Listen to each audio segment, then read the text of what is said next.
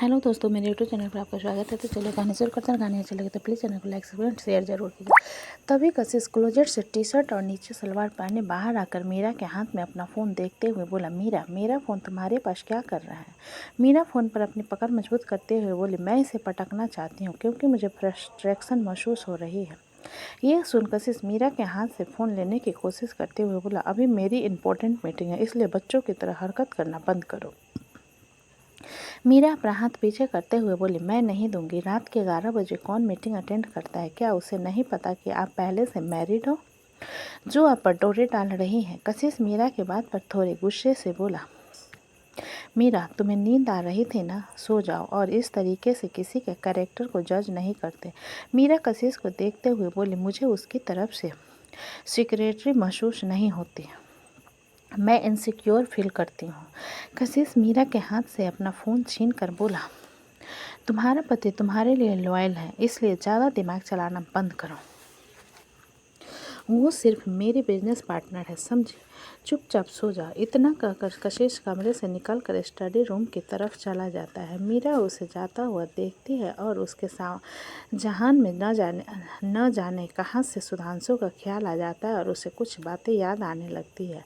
Meera bag लाकर सुधांशु के बगल में बैठते हुए बोली, सिद्ध, मुझे मैथ्स का क्वेश्चन समझ नहीं आ रहा है, प्लीज़ मुझे समझा दो। सुधांशु मीरा की बात पर मुस्कुराते हुए बोला, तुम्हारे लिए तो जान कुर्बान है, ये मैथ का क्वेश्चन क्या चीज़ है, दिखाओ क्या समझ नहीं आ रहा। इतना कहते हुए सुधांशु अपना नोटबुक और किताब साइड रखते हुए मीरा की तरफ देखने लगता है। मीरा मुस्कुराते हुए बैग से नोटबुक और बुक निकालकर सुधांशु की तरफ सामने रखते हुए बोली, ये वाला क्वेश्चन। सुधांशु मीरा को घूर कर बोला, इडियट, कितना इजी है ये, 12th का क्लास का बच्चा बना देगा और तुम यूनिवर्सिटी में आकर नहीं सीख पाई। मीरा फ्रस्ट्रेट होकर आंखें रोल करते हुए बोली, तुम मुझे लेक्चर क्यों देते हो? मेरे घर में बहुत लोग हैं मुझे लेक्चर देने के लिए, अब तुम शुरू मत हो जाओ। सुधांशु मीरा के सिर पर टकले मार कर बोला, ठीक है, चलो समझा रहा हूँ, ध्यान से सुनो। ये कहते हुए सुधांशु मीरा को पढ़ाना शुरू करता और मीरा बड़े ध्यान से उसकी हर बात को नोटबुक में लिखने लगती है। तभी मीरा की क्लासमेट सिया आकर सुधांशु से बोली, हाय सुधांशु। सुधांशु सिया की तरफ देखते हुए बोला, तुम कौन हो? मीरा सुधांशु की बात पर हंसते हुए बोली, हाँ हाँ हाँ, सिद्ध मेरी क्लासमेट होगा, तुम इस तरीके से उसकी इंसल्ट कैसे कर सकते हो? सुधांशु कंफ्यूज होते हुए बोला, मैंने इंसल्ट कहा कि मैं इसे नहीं जानता। सिया खिसियानी मुस्कान के साथ बोले, तुम्हें तो सब जानते हैं, वैसे मुझे तुमसे क्वेश्चन सॉल्व करवाना था।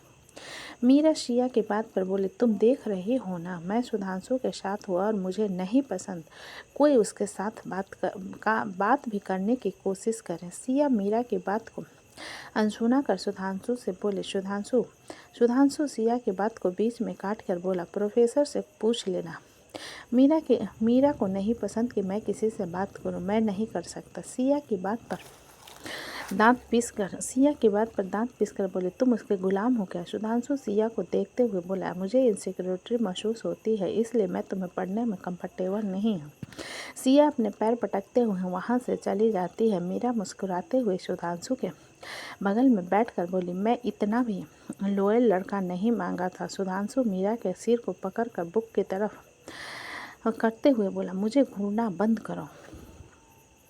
इन सब चीज़ों को सोचते हुए मीरा के होठों पर एक प्यारी सी मुस्कान थी, लेकिन वो अपने ख्याल को झटक कर खुद से बोली, नहीं, मैं क्या सोच रही हूँ, मैं शादीशुदा हूँ। इतना सोचते हुए मीरा क्लोजेट में जाकर अपने नाइट गाउन को पहन लेती है और लाइट ऑफ कर आकर बिस्तर पर लेट जाती है। अगली सुबह धारावी बस्ती में सुधांशु दीपांजलि को अपने साथ लेकर बस्ती में आया था। दीपांजलि कन्फ्यूजन में इधर उधर देखते हुए सुधांशु के तरफ देखकर बोली, क्या आप मुझे बेचने लेकर आए हो? सुधांशु दीपांजलि की बात पर मुंह बनाते हुए बोला, तुम्हें इस तरीके का ज्ञान देता कौन है? दीपांजलि आंखें रोल करते हुए बोली, तो हम यहाँ पर क्या करने आए हैं? पीछे से ध्रुवी आते हुए बोले, यहाँ पर गरीबों को दिवाली के लिए मिठाई और कपड़े देने आए हैं। सुधांशु मुड़कर ध्रुवी को देख मुस्कुराते हुए बोला, मुझे लगा तुम्हें थोड़ी देर और लगेगा, लेकिन तुम तो बहुत जल्दी आ गई। ध्रुवी सुधांशु के पास आकर बोली, तुमसे मिलने के लिए मैं तुम्हें वेट नहीं करवा सकती मेरे प्यारे फियोंसी। सुधांशु दीपांजलि की आंखों पर हाथ रखते हुए ध्रुवी के होठों पर पैक देता है तो ध्रुवी की आंखें बड़ी हो जाती हैं। दीपांजलि सुधांशु के हाथ को अपनी आंखों से हटाते हुए बोली, आप मेरी आंखों पर हाथ क्यों रख रहे हो? सुधांशु दीपांजलि की आंखों से हाथ हटाकर उसे अपनी गोद में उठाकर बोला, चलो मेरी प्यारी बहन, हम साथ में यहाँ पर लोगों को कपड़े और मिठाई बांटते हैं। ध्रुवी हैरानी से जाते हुए सुधांशु को देखकर हल्का सा मुस्कुरा देती है और तभी वहाँ पर एक मिनी वैन आकर रुकती है। सुधांशु ध्रुवी को आने का इशारा करता है तो ध्रुवी उसके पास आ जाती है। सुधांशु के इशारों पर ध्रुवी उसके पास जाती है तो सुधांशु दीपांजलि को उसके पास छोड़कर विनी वैन की तरफ चला जाता है। उसमें से 10 लोग बाहर आते हैं। सुधांशु उन लोगों की तरफ देखते हुए बोला, सारे सामान आ गए ना? पहले से आप लोगों ने डिसाइड कर लिया था ना कि कितने मिठाई और कपड़े लगेंगे? कमी नहीं होनी चाहिए। उनमें से एक आदमी सुधांशु से बोला, सर आप इसकी वीडियो बनाकर सोशल मीडिया में क्यों नहीं डालते? सुधांशु उसकी बात सुनकर बोला, मैं ये अपने लिए कर रहा हूँ, पब्लिसिटी के लिए नहीं। इसलिए अगर तुमने वीडियो बनाने की कोशिश की तुम्हारा फ़ोन तोड़ दूंगा। सुधांशु के गुस्से पर वो आदमी शांत हो जाता है और फिर वो लोग मिठाई और कपड़े बैग में डालकर देना शुरू करते हैं। ध्रुवी ध्यान से सुधांशु की तरफ देखने लगती है। दीपांजलि ध्रुवी की तरफ देखते हुए बोली, दीदी आप मेरे भैया को ऐसे क्यों देख रही हो? ध्रुवी हल्का सा मुस्कुरा कर बोली, मैं ऐसे इसलिए देख रही हूँ क्योंकि मुझे लगा था कि दोबारा इससे मुलाकात नहीं होगी, लेकिन देखो अभी मेरे साथ है और हमेशा मेरे साथ रहेगा। धारावी बस्ती में ध्रुवी की बात को सुनकर दीपांजलि उसकी तरफ देखते हुए बोली, लेकिन भैया तो हमारे पास रहते हैं तो आपके कैसे हो गया? ध्रुवी दीपांजलि की बात पर सिर झुका उसकी तरफ देख उसके नाक को हल्का सा खींच कर बोली, वैसे बेटा आपसे किसने कहा कि सुधांशु आपके भैया हैं?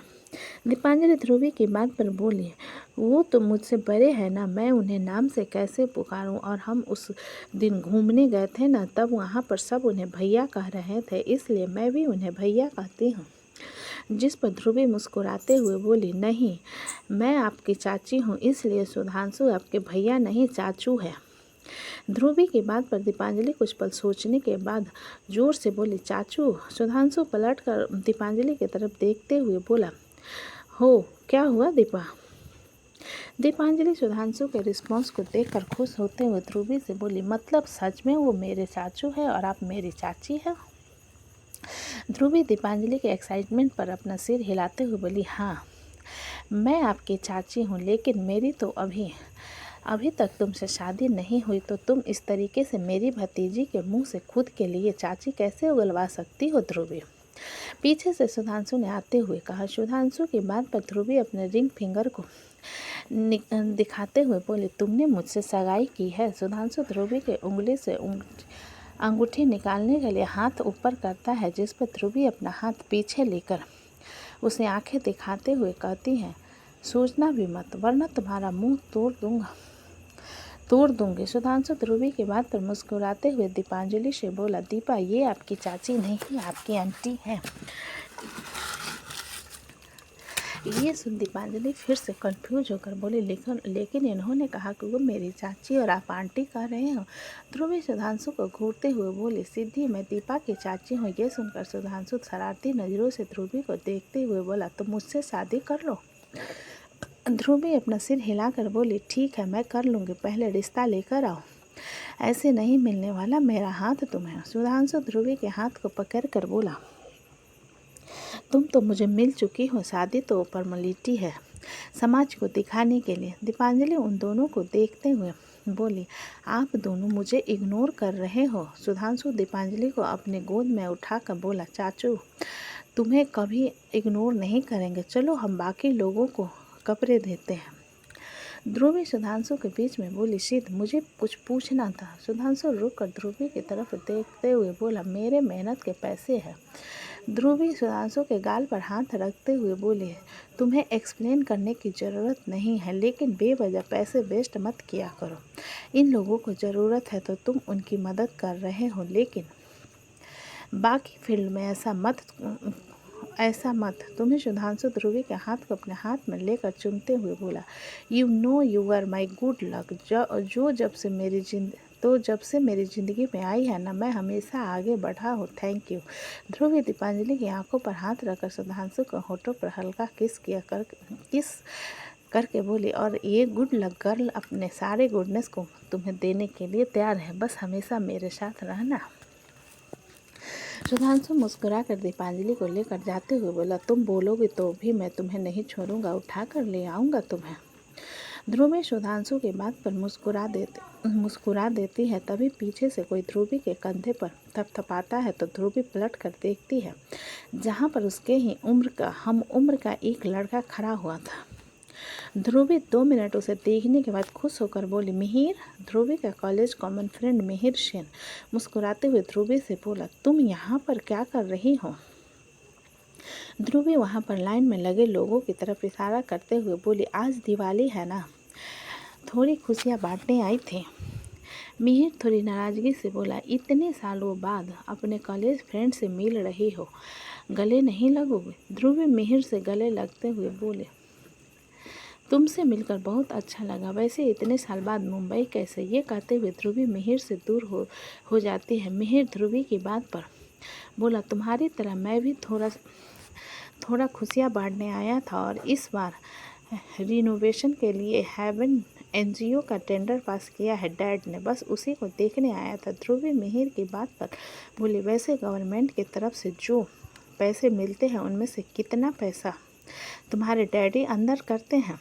मिहिर आंखें रोल करते हुए बोला, क्यों, तुम मेरे खिलाफ पुलिस कंप्लेंट करना चाहती हो क्या, घूसखोरी के लिए? ये सुनकर ध्रुवी उसे वार्निंग देते हुए बोली, बिल्कुल सही, फिर मेरे पास मत आना। अच्छे लॉयर के तौर पर मैं नहीं लड़ने वाली तुम्हारा केस। मिहिर ध्रुवी की बात पर मुस्कुराते हुए बोला, ज़रूरत नहीं है, मेरी होने वाली बीवी भी एक काबिल वकील है। ध्रुवी थोड़ा हैरान होकर बोली, वाइफ मतलब तुमने सगाई कर ली है और बताया भी नहीं? मिहिर ध्रुवी को घूरते हुए बोला, कॉन्टैक्ट नंबर चेंज करा तुमने, लोकेशन चेंज किया तुमने, तो क्या मैं कोई पोस्ट में नज़र आता हूँ तुम्हें? तुम्हारे ओल्ड लोकेशन पर मैंने इन्विटेशन कार्ड भेजा था, लेकिन तुम नहीं आई। ध्रुवी अपना सिर हिलाते हुए बोली, हाँ, हम लोग काफ़ी वक्त से मुंबई शिफ्ट हो चुके हैं और मैंने नंबर चेंज नहीं किया। एक्चुअली वो नंबर गुम हो गया है और कुछ बकवास लोगों के पास वो नंबर था, इसलिए मैंने नया नंबर ले लिया। मिहिर ध्रुवी की बात सुनकर बोला, बकवास लोग, यू मीन? उन लोगों का नाम मत लो, मेरा दिमाग खराब हो जाता है। ध्रुवी ने मिहिर की बात को बीच में काट कर कहा। वहीं सुधांशु, जो कि दीपांजलि के साथ बैग दे रहा था, मुड़कर ध्रुवी की तरफ देखता और उसे किसी लड़के से बात करता हुआ देखकर उसकी आंखें डार्कनेस से भर जाती है। सुधांशु दीपांजलि को वहीं पर एक आदमी के साथ खड़ा कर अपने कदम ध्रुवी की तरफ बढ़ाकर ध्रुवी से बोला, मेरी हेल्प करो, यहाँ पर क्या गप्पे लड़ा रही हो? ये कहते हुए सुधांशु उन लोगों के पास आ चुका था। मिहिर सुधांशु को देखकर ध्रुवी से बोला, ये कौन है? मुझे इतना तो पता है कि तुम्हारा भाई नहीं है। तो दोस्तों, कहानी कैसी लगी मुझे कमेंट में लिखें। अच्छी लगे तो प्लीज़ चैनल को लाइक करें, सब्सक्राइब करें और ज़्यादा से ज़्यादा शेयर करें। कहानी को पूरा सुनने के लिए धन्यवाद।